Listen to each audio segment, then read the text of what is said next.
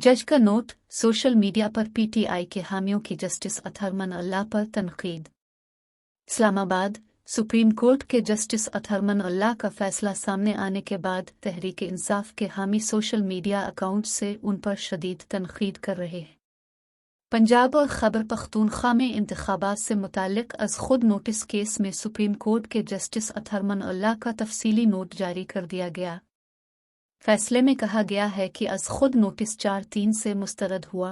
अज खुद नोटिस की कार्रवाई ने अदालत को गैर ज़रूरी सियासी तनाज़ात से दोचार कर दिया। सुप्रीम कोर्ट के जस्टिस अतहर मन अल्लाह का फैसला सामने आने के बाद तहरीक इंसाफ के हामी सोशल मीडिया अकाउंट से उन पर शदीद तनकीद कर रहे हैं।